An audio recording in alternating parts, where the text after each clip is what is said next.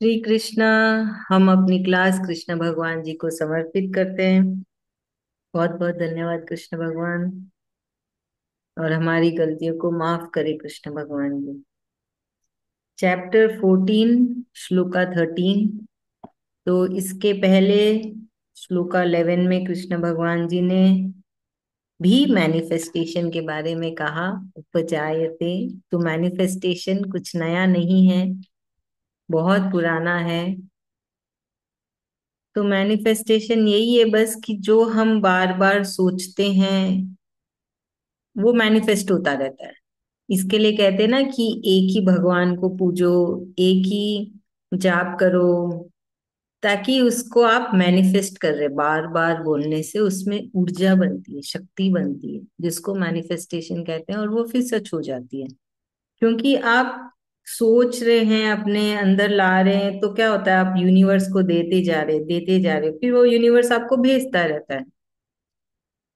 ये सारी बहुत सारी चीजें एक साथ कनेक्टेड है।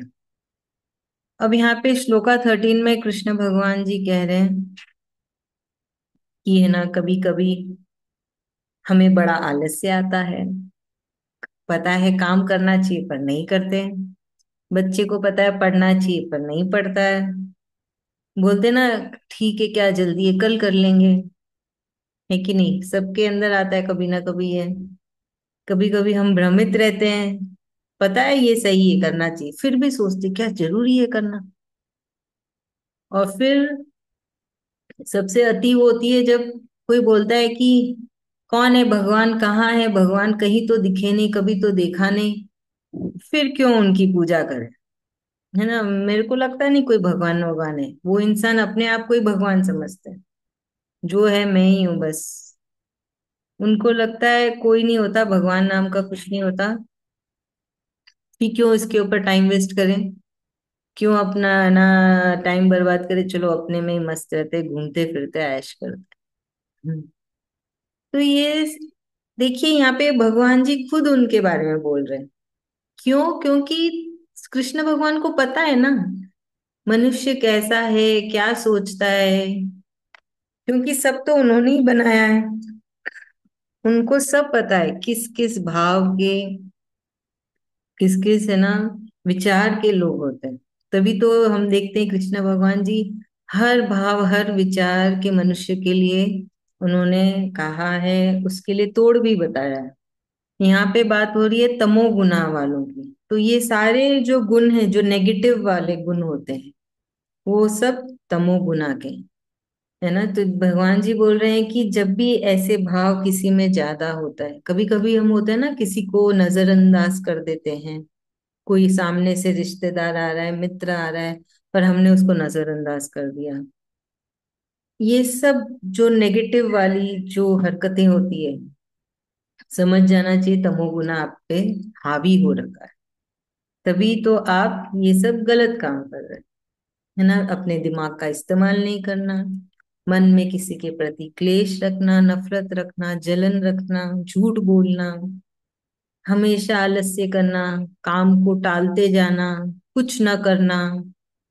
यहाँ पे कृष्ण भगवान जी ये भी बोल रहे हैं, जब आप कुछ नहीं करते हैं, मतलब हमारा कुछ काम नहीं कर रहे हैं, हमारे सारे काम को साइड में रख दिया है, जो हमारा रोज का रूटीन है, तो भी आप तमोगुना में हैं। ये गलत है। यहाँ पे हमको कृष्ण भगवान जी जागृत कर रहे हैं कि ऐसे ऐसे भाव नेगेटिव वाले हैं जो कृष्ण भगवान को नहीं पसंद। तो जब भी हमारे अंदर आए, तब हमको खुद को समझाना है कि ये तमोगुना है, हमें इसमें नहीं रहना है, हमको इसके ऊपर उठना है, हमको तमोगुना को कंट्रोल में करना है, हमको उसको कंट्रोल करना है, हम उसके कंट्रोल में नहीं आना। है ना, तमोगुना आएगा, कृष्ण भगवान बोल रहे हैं कि आएगा, शरीर है, मनुष्य हो, ये गुण मैंने डाले हैं तो ये आएगा, पर हमको उसको दबा के रखना है, उसको हावी नहीं होने देना। तो हम देखेंगे कि श्लोका 11, 12 और 13 में कृष्ण भगवान जी ने हमको समझाया कि कैसे, है ना, हमारे अंदर ये अलग अलग भाव और विचार आते हैं। कभी हम क्यों बड़े धार्मिक होते हैं, फुर्तीले होते हैं, चुस्त होते हैं, काम करते हैं, बहुत अच्छा स्वभाव होता है। कभी कभी क्यों हम आलस में आ जाते हैं, काम को टालते रहते हैं, नेगेटिव वाली फीलिंग्स आती है। कभी कभी क्यों हमारे अंदर वो चाह आती है कि अच्छा मैंने ये किया तो उसके बदले मुझे क्या मिलेगा। तो ये सब, ये तीन गुण हैं जिनके वजह से हमारे अंदर ऐसे भाव और विचार आते रहते हैं, है ना। तो ये रोज ले लो, हफ्ते ले लो, महीने भर ले लो, या पूरे आजीवन ले लो, ऐसे ही मनुष्य के विचार और भाव बदलते रहते हैं। वो ये तीन सांसारिक गुण हैं, कृष्ण भगवान जी बोल रहे हैं, ये सांसारिक गुण जो कृष्ण भगवान ने हर मनुष्य के अंदर दिया है। तो हम देखेंगे कि जब कृष्ण भगवान जी तमोगुना के बारे में बोल रहे थे तो उन्होंने अर्जुन को पुकारा कुरु नंदना, है ना। क्यों? क्योंकि कुरु नंदना, क्योंकि उसमें ये बता रहे हैं कि देखो कैसे कुरु डायनास्टी के कुछ कुछ कौरवास है जो तमोगुना में है ना। और उनको पुकारा भरत तर्षभ जब रजोगुना के बारे में बोल रहे। तो भगवान जी भी बड़े स्मार्ट वे से अलग अलग तरीके से अर्जुन को समझा रहे हैं कि कैसी ये तीन गुण हावी होते हैं हम पे। तो हमको क्या करना है, हमारे ऊपर जब तमोगुना हावी होता है तो हमें उसको दबा के हमें उसके ऊपर हावी होके रजो में जाना। जब रजसिक में है तो सात्विक में जाना, है ना। तो सात्विक सबसे बेस्ट होता है कृष्ण भगवान जी के अनुसार। सात्विक सबसे अच्छा होता है जब, जो कि उनके बताए राह में चल रहे ना हम, जाके कोई चाह नहीं, मतलब कोई उम्मीद नहीं कि क्या मिलेगा मुझे, कैसे मिलेगा, सारा बैलेंस करके चल रहे हैं। कृष्ण भगवान जी को भी याद रख रहे हैं, अपना कर्म भी कर रहे हैं, क्या मिलेगा उसके ऊपर भी फोकस नहीं है, सबसे अच्छा व्यवहार भी कर रहे हैं। तो ये सब सात्विक गुण के, है ना, लक्षण है।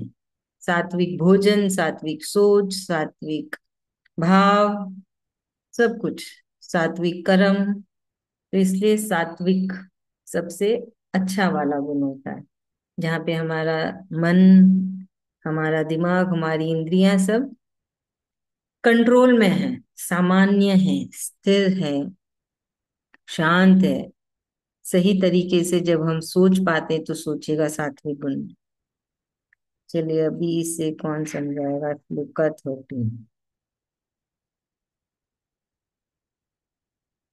हाँ सर बाबू।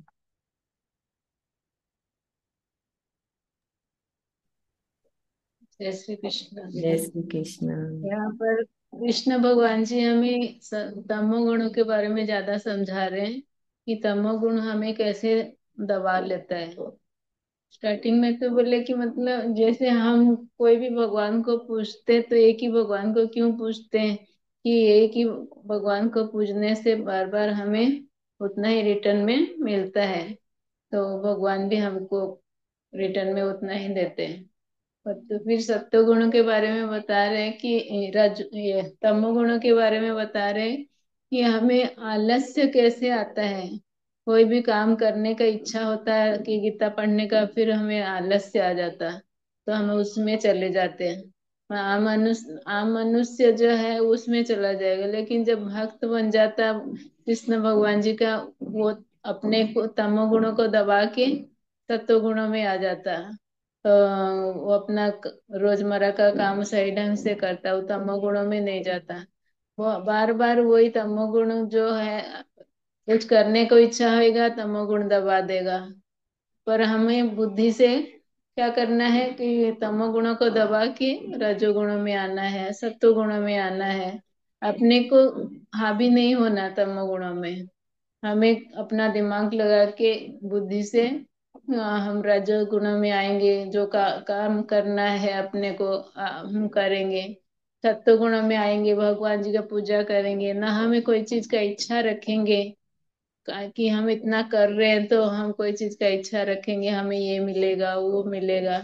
वो सब कुछ नहीं है। तो वो सब सत्व गुणों का लक्षण है कि उसको कुछ चाहिए नहीं होता, वो सिर्फ कृष्ण भगवान जी चाहिए होता उनको। कि वो कृष्ण कृष्ण ज्यादा करते हैं, संसार में लिपायमान नहीं होते, सारा काम करते हुए भी अपने को कुछ समझते नहीं, जो करता है भगवान ही करते, वो ही हमेशा समझते कि वो भक्त बोलता है ऐसे। और जो तमोगुण वाले वो तो हमेशा दब के ही रह जाते, उसी में ही लिपायमान रहते, कि मतलब हमेशा आलस्य भरा हुआ रहता है, कि चुगली निंदा करेंगे, ये करेंगे, वो करेंगे, उसी में भरा रहते हैं।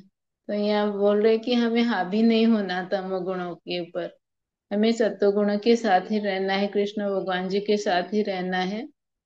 तो हमें कृष्ण कृष्ण ही करना है, हमेशा कृष्ण कृष्ण ही करना थैंक यू है। बाबा।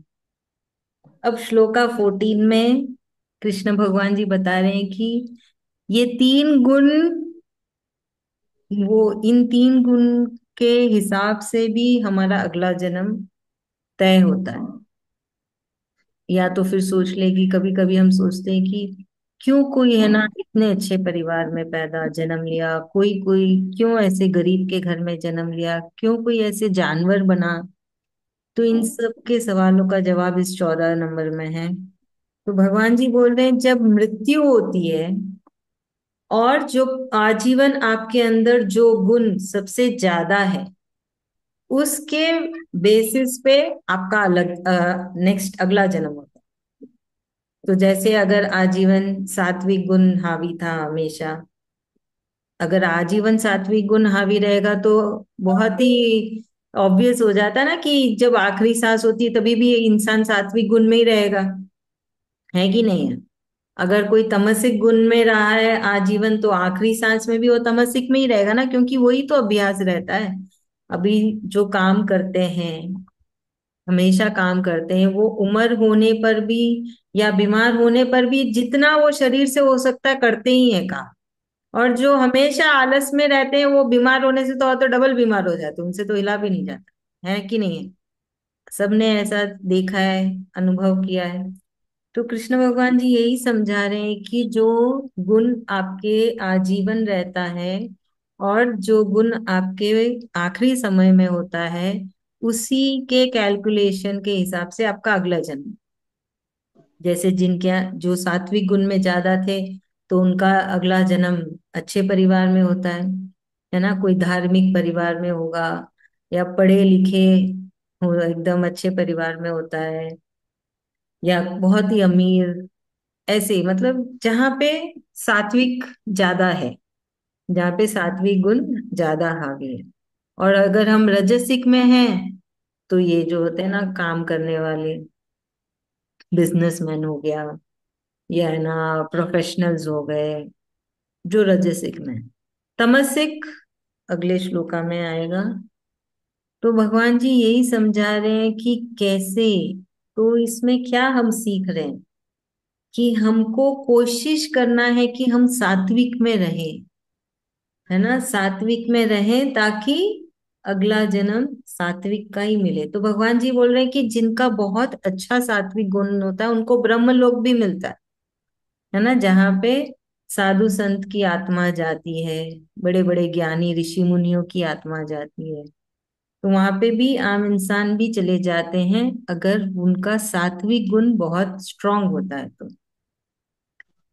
तो यही हमको कृष्ण भगवान जी ना चेतना दे रहे हैं, जागृत कर रहे हैं कि कैसे हमें रहना है। अभी जैसे ज्ञान मिला, अभी हमने समझा कि अच्छा मृत्यु के बाद का अगला जन्म भी इस पॉइंट पे भी जाता है कि हमारे शरीर में कौन सा गुण सबसे ज्यादा रहा आजीवन प्लस आखिरी सांस में, उससे अगला जन्म भी तय किया जाएगा। तो हमें कोशिश करना है कि हम में सात्विक गुण हमेशा चलता रहे। तो रजसिक आए तो सात्विक में चले जाइए, तमसिक आए तो भी सात्विक में चलिए, है ना। तो सात्विक तो बहुत सिंपल है, कृष्ण भगवान के बताए राह में चलिए तो सात्विक गुण अपने आप ही हो गया, है ना। जो जो कृष्ण भगवान ने हमको सिखाया है भगवत गीता में उसमें चले तो सात्विक गुण अपने आप ही आ गया। तो उससे क्या होता है, अगला जन्म अगर हो तो अच्छा हो, है ना, और ना हो तो बहुत ही अच्छी बात है, कृष्ण भगवान जी मोक्ष दे दे। पर हमें तो हर चीज के लिए अपने को तैयार करना है ना। हर चीज के लिए हमें अपने आप को तैयार करना है, फिर बाकी का हिसाब किताब तो कृष्ण भगवान जी देखेंगे। अपने तो बस की बात है ही नहीं ये सब समझना और देखना। हम बस कृष्ण भगवान के बताए राह में चल सकते हैं। हमें उसकी पूरी कोशिश करते रहना चाहिए, उस पे लगे रहना चाहिए। ठीक है, तो ये बहुत आम इंसान के लिए एक बहुत इंपॉर्टेंट श्लोक है, समझने के लिए। बहुत जनों में होती है ना जिज्ञासा कि कैसा होता है अगला जन्म, कैसे होगा, ऐसा चाहिए वैसा चाहिए। बहुत लोग हैं जो सोचते हैं हमको अगला जन्म कैसा चाहिए। कैसे सोच सकते हो आप? आपके तो हाथ में ही नहीं है वो सारी चीजें। हमारे हाथ में है हम सात्विक गुण में रहे। कृष्ण भगवान जी कह रहे सात्विक गुण में रहिए, जिससे कि अभ्यास रहेगा हमेशा। गुड पॉइंट्स इकट्ठे होते रहेंगे ना, रोज के गुड पॉइंट्स कृष्ण भगवान के यहाँ। हाँ, इधर सात्विक गुण, आज भी सात्विक गुण था, कल भी सात्विक गुण था, ऐसे। ये बोलते ना, स्कूल वाले बच्चे बोलेंगे ना गुड पॉइंट्स इकट्ठे करो, फिर कुछ टॉफी मिलेगी। स्कूल स्कूल के बच्चों को ऐसे ही तो लालच दिया जाता है, चुपचाप सीधे साधे बच्चे बनने के लिए। वैसे ही कृष्ण भगवान भी हमको लालच दे रहे हैं कि ऐसे सात्विक गुण में रहो तो अगला जन्म भी अच्छा मिलेगा तुमको, ब्रह्म लोक भी मिल सकता है। चलो, अभी उसे बीना भाभी समझाएंगे। हाँ दीदी। हाँ, यहाँ कृष्ण भगवान जी तीनों गुणों के बारे में बता रहे हैं कि हमें जिस हिसाब से मतलब हम जो करते हैं वैसे ही हमारा जन्म होता है। सत्वगुण, रजोगुण, तमोगुण। जिस हम लोग हम लोग हमेशा सत्व गुण में रहना चाहिए। सत्व गुण मतलब जैसे भगवान जो बोल रहे हैं उनकी मतलब बातों का अमल करना और उनकी कहने पर जैसे चलना है। हमें हमेशा कोशिश करना चाहिए, अगर हम राजस में जा रहे हैं तो भी वापस सत्य में आ जाएं, या फिर तामस वृत्ति आ रही है तो भी हम हमेशा कोशिश करें कि नहीं, हमको सत्व गुण में आना है। तो जैसे भी हम रहें, लेकिन सत्व गुण में रहने से हमारा अगला जन्म जैसे हम जो गुण में रहेंगे वैसा ही हमें वो मिलेगा, उसी की बेसिस पर। और अंत में है ना, तीनों के गुणों के हिसाब से ही हमें वो मिलेगा जन्म। तो नहीं मिले वो तो मोक्ष मिले वो तो ज्यादा अच्छा है ही, लेकिन फिर भी हमें हमेशा खुद को तैयार करना चाहिए कि हम सत्व गुण में रहें, इधर उधर नहीं भटके। तमोगुण में आके हम आलस कर देते हैं, जब हम बीमार पड़ते हैं तो बोलते हैं हम बीमार हैं, और मतलब तमोगुण वाले और खुद को मतलब बीमार समझते हैं और नहीं करते हैं। और जो सात्विक रहते हैं, अगर वो बीमार भी है तो खुद को मतलब अच्छा करने की कोशिश करते हैं, वो खुद को बीमार नहीं मानते हैं और सत्व गुण में रहते हैं, तो उनको वो उससे ऊपर उठ जाते हैं, बीमारी से भी ऊपर उठ जाते हैं, उनको वो सताती नहीं है ज्यादा, वो दुखी नहीं होते हैं, खुद को संभाल के वो मतलब रखते हैं। और यही है कि सत्व गुण, रजोगुण, तीनों गुण से उठकर हम लोग को रहना चाहिए, यही भगवान समझा रहे हैं इस श्लोका में, रजोगुण का महत्व। थैंक यू बाप। सत्वगुण में रहने से हमें ब्रह्म लोक भी मिल जाता है। हम हमेशा गुड पॉइंट्स याद रखेंगे कि मतलब हमें अच्छा ही रहना है। जितना गुड पॉइंट्स याद करेंगे, ये गुड पॉइंट्स में रहना है, जमा करेंगे, और उतना ही हमें और अगला जन्म भी उसी हिसाब से अच्छा मिलेगा, ब्रह्म लोक भी मिल सकता है। हो सके वो हमारे मोक्ष भी हो जाए, कोई हाँ, उनके मिलेगा ही। कृष्ण भगवान के। मतलब पॉजिटिव सोच के चले ना, क्यों नेगेटिव सोचे, मिलेगा। जैसे भी करेंगे ठीक है, अच्छा है, सब भगवान को अर्पण करते जाएं, कृष्णा अर्पणमस्तु। बस सब जो कर रहे हैं सब हम लोग उसके हवाले करते जाएं, तो हमारे कर्म बनेंगे ही नहीं ना गलत। सही बात है। सब। हाँ, तो हम लोग तो उनके बच्चे हैं, तो जैसे हम लोग को तो ये समझ में आ गया, तो भगवान को अर्पण करते जाओ भाई, जो कर रहे हैं बस आप जाने, आप जैसे ले चलो, जैसे जिधर तो उनकी राह पर चलना है बस। सही। चैंटिंग करते रहना है, समय अपना जैसे बर्बाद नहीं करता। चल जैसे हम लोग को ये तो पता चल गया ना, चलते उठते बैठते, जैसे हम लोग को अलग से तो कोई बैठ के करना नहीं है पूजा पाठ। हम लोग को एनी टाइम कहीं भी रहें, कैसे भी रहें, कि किसी अवस्था में भी रहें, हम लोग भगवान का नाम लेते रहें। अपने आप को बस ये है कि जैसे कि किसी का चुगली है, ये इधर उधर ताका झाकी, चाहे किसी का देखना, वो सब मतलब ईर्ष्या, द्वेष, वह सब हटा देना है। मन को साफ रखना है। मेन पॉइंट तो है मन को बहुत क्लियर कर देना है एकदम, इन चीजों से ऊपर उठाना है। सही बात है, तो बहुत हम्म, इसी बहुत कोशिश में लगे रहना है कि बस हम अब ऐसा होता भी नहीं कि किसी का देख के कुछ मन चलता भी नहीं है। जो मिला है उसमें बहुत खुश हैं। भगवान जो दे रहे हैं बहुत अच्छा है। चलो इतनी भगवत गीता दे दी, हम लोग चैंटिंग कर रहे हैं, इतना भी आ गया है, तो सब उनकी कृपा से ही है ना। सही बात है। सामान्य में रहना है अपने को। हम्म। बहुत बढ़िया, धन्यवाद कृष्ण भगवान जी का, और धन्यवाद आपका सबका कि आप सब याद रखे सारे पॉइंट्स। चलिए, अच्छा है। अभी श्लोका 15 में कृष्ण भगवान जी उसी टॉपिक पे कह रहे हैं। तो पिछले श्लोका में उन्होंने सात्विक गुण के बारे में कहा था, यहाँ पे रजसिक और तमसिक। तो जो रजसिक गुण में रहते हैं, जिन पे रजसिक गुण ज्यादा हावी रहता है, तो उनका अगला जन्म होता है वो ना जहाँ पे बहुत मेहनत लगती है। रजसिक गुण तो वही है ना कि शरीर से कर्म हो रहे हैं। तो भगवान जी बोलते हैं वो फिर अगले जन्म में वैसे परिवार में पैदा होते हैं, है ना, जैसे बिजनेस वाले हो गए, काम करने वाले हो गए, कुछ भी हो सकता है। वो तो कृष्ण भगवान जी डिसाइड करेंगे कि आप कैसे, कौन से, है ना, उसमें जाएंगे। जैसे अगर आप में हमेशा रजसिक गुण रहा जीवन और आखिरी सांस में भी रजसिक गुण ही हावी था, तो अगला जन्म वो मेहनती वाला काम में ही जाएगा। और जो कहते हैं ना कि क्यों, है ना, एक बच्चा रोड में जन्मा, क्यों, है ना, एक मच्छर पैदा हुआ, क्यों जानवर हुए, वो लोग का तो जीवन बहुत कष्ट वाला होता है ना। वो ऐसा जीवन मिलता है जब तमसिक में रहते हैं। आजीवन तमसिक तो आखिरी सांस भी तमसिक में ही निकलेगी, है कि नहीं, क्योंकि वही अभ्यास हो रखा है। तो भगवान जी बोलते हैं कि जो तमसिक में रहते ना उनका जीवन और खराब, और खराब, मतलब वो ग्राफ नीचे जाता है, ऊपर नहीं जाता है ना। बोलते फिर मनुष्य से फिर तुम पता नहीं कौन से दूसरे योनि में जाओगे, फिर और कौन से दूसरी योनि में जाओगे। तो अलग गिरता हुआ जाता है वो जन्म, जन्म जन्म के बाद जन्म, जन्म के बाद जन्म, क्योंकि कुछ तो अच्छा किया नहीं है, सब खराब ही खराब किया है, तो जीवन भी खराब ही होता चला जाता है ना। तो इसलिए ये सारी चीजें क्यों बोल रहे हैं कृष्ण भगवान, लॉजिक समझा रहे हैं हमको, प्रैक्टिकली समझा रहे हैं कि कैसे सारे जन्म होते हैं इस धरती पे। बहुत सारे सवाल होते हैं ना कि क्यों वो इतने अमीर घर में गया, क्यों ये ना मिडिल क्लास में है, क्यों ये रोड में हुआ, क्यों ये, कैसे ये जानवर आए, कहाँ से आए।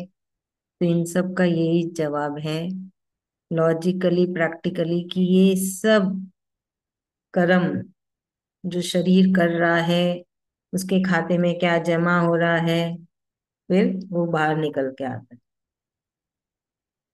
है ना। तो बस यहाँ पे हमको सारी बातें कृष्ण भगवान ने एकदम क्लियर कर दी कि कैसे जन्म होते हैं किस किस घर में। तो बस हमें पूरी कोशिश करना है कि हम तमसिक और रजसिक को हमारे ऊपर हावी ना होने दें, हम उनके ऊपर हावी रहेंगे, और पूरी कोशिश कोशिश करेंगे। ऐसे नहीं बोलना है ना कि नहीं मैं तो हमेशा सात्विक में रहूंगी, फिर क्या होता है, परेशान हो जाएंगे, नहीं हो पाया तो, है कि नहीं, क्योंकि आपने ठानी और हुआ नहीं, तब तो गड़बड़ हो गई। वो वाले भाव कभी नहीं रखना है कि नहीं मैं तो करूंगी, हम कोशिश करेंगे। तो क्या होता है, कोशिश किया, नहीं हुआ, ठीक है, कोई बात नहीं, नहीं हुआ, हो गया तो बहुत बढ़िया बात है ना। तो अपने भावों पे, विचार पे पूरा ध्यान रखिए, अपने आप को परेशान नहीं करना है, ऐसे अपनी ऐसी सोच और भाव नहीं रखना है जिससे कि हमें गुस्सा आए, है ना। गुस्सा सबसे बड़ा दुश्मन है, याद है हमने कब सीखा था, चैप्टर 4 और 5 में। हमारा सबसे बड़ा दुश्मन हमारा क्रोध और हमारी इच्छाएं, कामनाएं। तो ये भी तो एक इच्छा हो गई ना कि मैं सात्विक में रहूंगी। तो ऐसी इच्छा नहीं करनी है हमें, भाव ऐसे रखने की ठीक है हम कोशिश करेंगे। चलिए, तो बहुत सिंपल सा था, बस कि हमें अगर रजसिक में रहे तो कैसा जन्म मिलेगा अगला, और तमसिक में रहने वालों का कैसा जन्म होता है, और कैसे जिंदगी और खराब होती चली जाती है तमसिक वालों की, उनको और खराब जीवन मिलता ही चला जाता है। ये सरोज भाभी आप समझा दीजिए।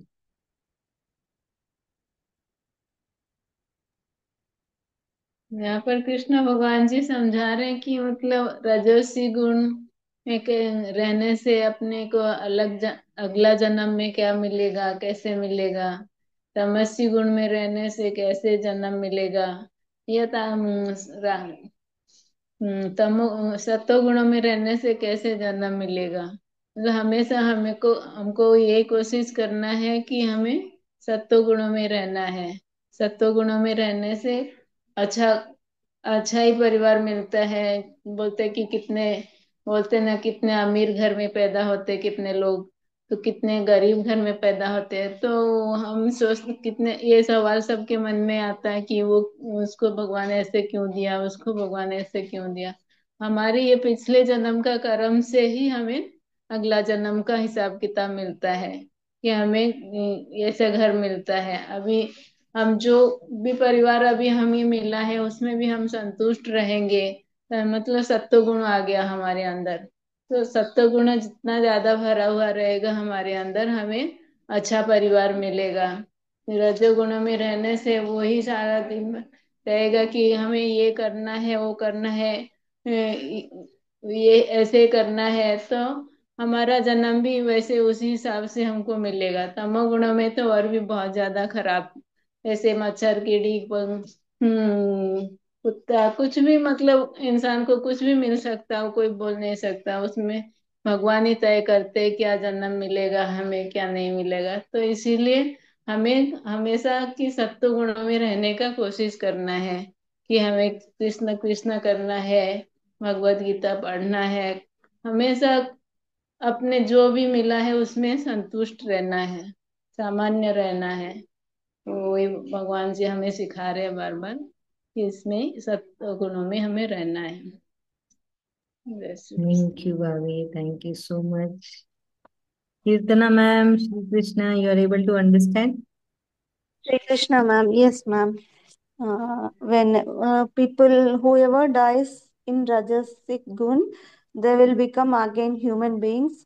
Whoever dies in Tamogun, they will become, in next life, they will be as animals, ma'am. So be in Sattvagun. So you need to improve yourself from Tamogun to Rajagun and Rajogun to Sattvagun, ma'am. As a I have an example, ma'am. Whenever we water a tree, the bitter bud will become sour fruit, and again sour fruit will become sweet fruit, and later that sweet fruit will get detached from the tree. As a like we also from tamogun to rajogun and rajogun to sattvagun, we need to maintain ourselves, and at last we need to go to Shri Krishna Bhagavan ji. The water we are giving here is constantly chanting Sri Krishna Bhagavan ji's shlokas, names, and everything, ma'am. Thank you, ma'am. Thank you ma'am, very nice, thank you so much. Thank you, ma'am. Yeah, so yes, the three gunas decide. Yes, ma'am. Based on the three gunas, the next life is been decided by Krishna Bhagavan. Yes, ma'am. Okay, ये हमको आज की श्लोका की chanting करनी है। श्लोका 13।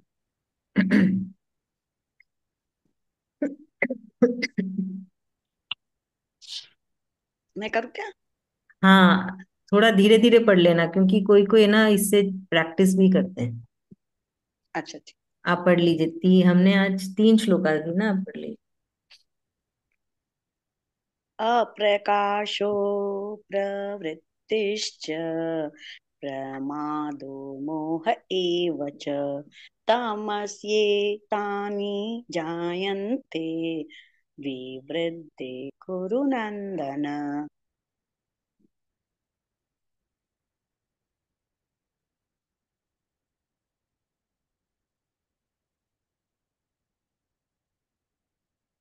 यदा सत्त्वे प्रवृद्धे तु प्रलयं याति देहवृत् तदोतमीमविदां लोकान् मलान् प्रतिपद्यते।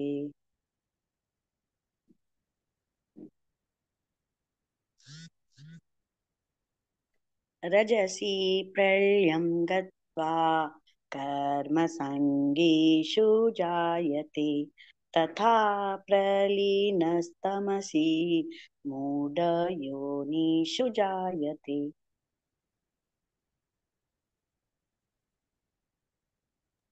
Thank you.